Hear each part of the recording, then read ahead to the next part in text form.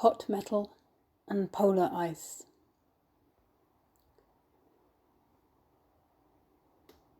Forget the fixed text, because I like the idea of poems being these melting ice shapes that vanish and are only there in the moment. Alice Oswald.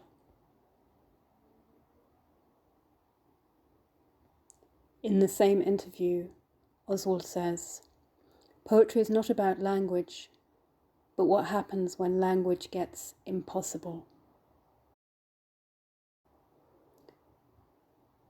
A lot of my work has engaged with making that gap between possible and impossible language visible on the page. Poems not as the changing state of water, but a material form that a reader can return to. Finding a form for the book and the text, which acknowledges that silence, that impossibility. I'm always interested in what escapes, the failures and anomalies of language.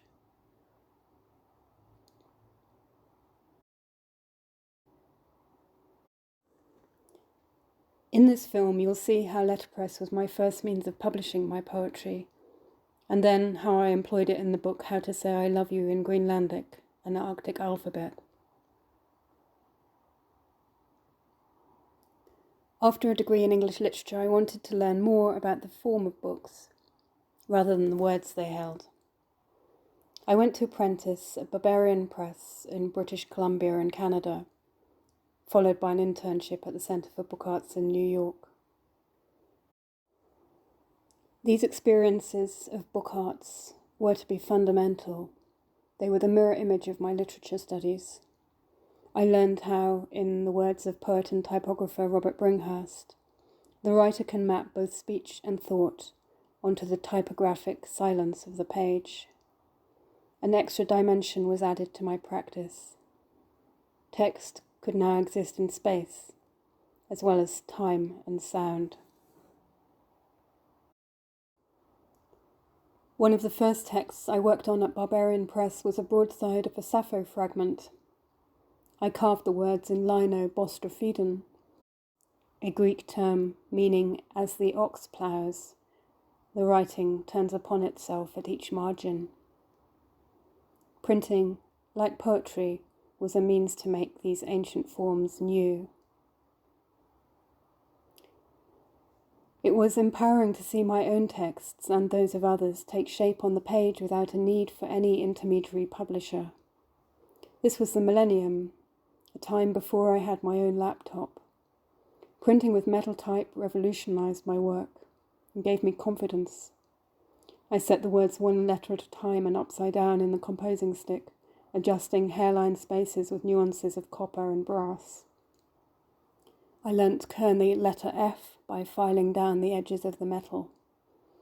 I learnt to operate a monotype caster, which made the letters out of a reel of paper with holes punched in it, and switched on the gas flame under the pots of molten lead, tin, and antimony. The process seemed alchemical. How could a poet already versed in metaphor not fall in love with letterpress?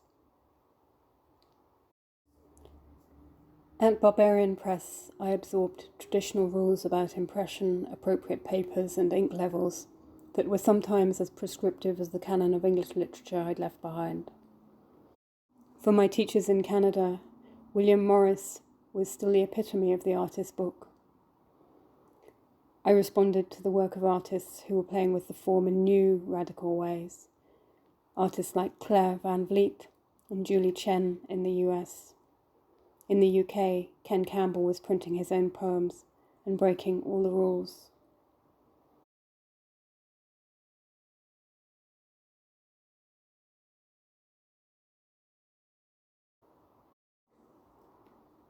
My letterpress printed book, How to Say I Love You in Greenlandic, an Arctic alphabet, came about as a commission from Upernavik Museum in Greenland, where I was writer in residence in the winter of 2010. I had wanted to write about climate crisis, but first I had to understand the landscapes I was observing. The ice surrounding the island of Upernavik, always mutable, was becoming dangerously unpredictable. Even the elder hunters, adept at interpreting ice patterns, were no longer sure where to step to avoid falling into the freezing water. An old way of life was coming to an end. My conversations with the hunters reflected how words had always been passed on in Greenland, an oral literature of song and storytelling, now superseded by written records. A Greenlandic English dictionary revealed the culture to me.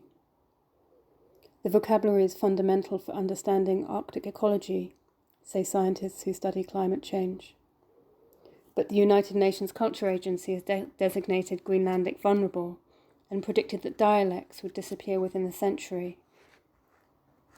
Greenlandic has been added to the world map of endangered languages. The language and the landscape are connected even in their disappearance. Greenlandic is a subtle language. Even before its extinction, it seems to be haunted by absences. When spoken, suffixes are uttered so softly that an untrained ear cannot hear them. Verbs accrue morphemes, while nouns tend to disappear from the language altogether. It was once customary to name people after valued objects, but since a taboo forbade reference to the dead, the favoured objects were repeatedly renamed. The power of such words is not diminished by their absence from the vocabulary today. But how could I reflect these vanishing words in print?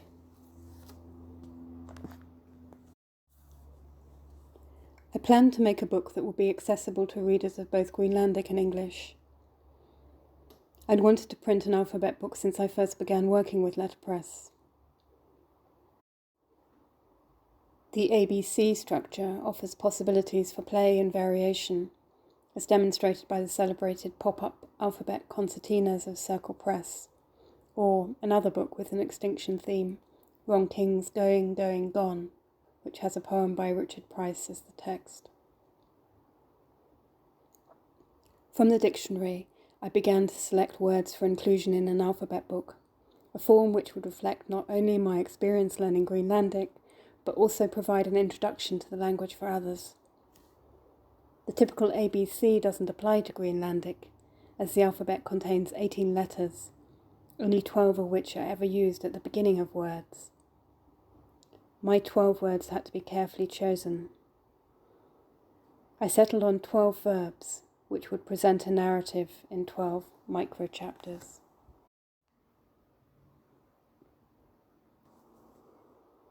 I began with the word akunaga, or it is too late to begin, a fear that haunts the debate on the climate crisis, and the final word is unoapok, there is no night any longer. In between, the fates of the characters are entwined with the Arctic environment, and as the ice begins to disappear, so does hope for the future. I included words that referred to both the environment and human emotions, such as imivoch, which can mean he calls out for joy, but also the water is drawn from the shore by the ebbing tide. The title itself, How to Say I Love You in Greenlandic, came from one of the first verbs I had been taught, one of the easiest words to pronounce, if not always to say.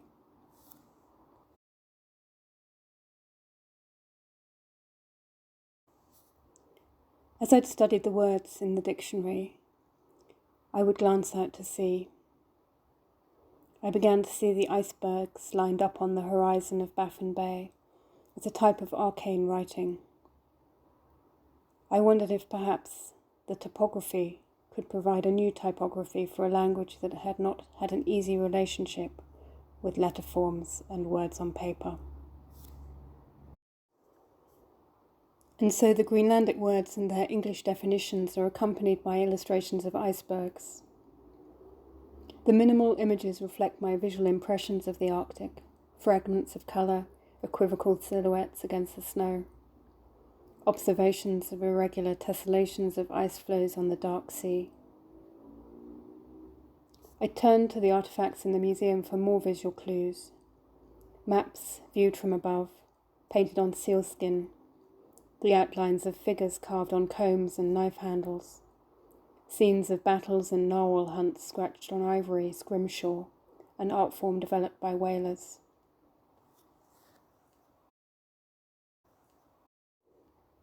Design decisions included a long, horizontal format to reflect the wide Arctic horizon, loose leaf pages to allow the individual elements to be shuffled freely, as letters do move around to form new words. I wanted the images to evoke the way the appearance of landscape would blur and shimmer as a gust of wind blows over snow. I settled on pochoir, a technique associated with 1920s Parisian fashion plates, perhaps an ironic choice to depict the austere Arctic environment, but the brush strokes lent a sympathetic texture to the illustrations.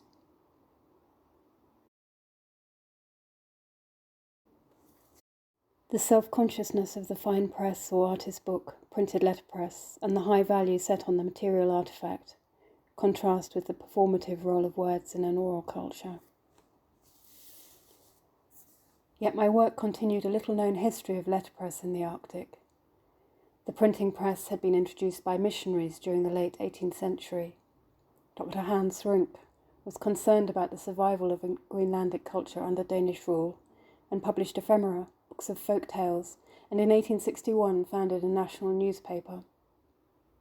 Since the official administration of the country was conducted in Danish, the act of letterpress printing in the Greenlandic language was a huge step towards preserving the national identity.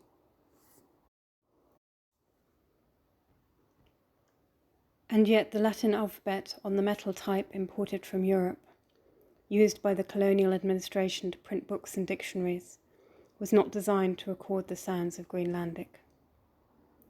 No related Eskimo-Aleut language is written using these letter forms. The Inuktitut syllabics, which used in North America, were specifically developed for that language.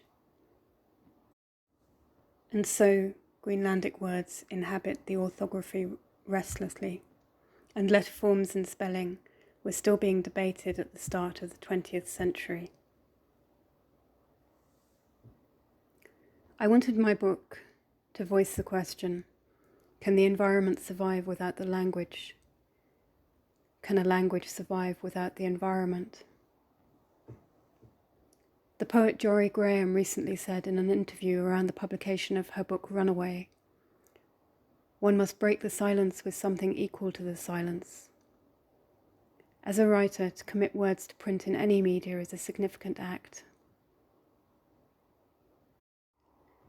My background in letterpress printing was fundamental to my work in the Arctic.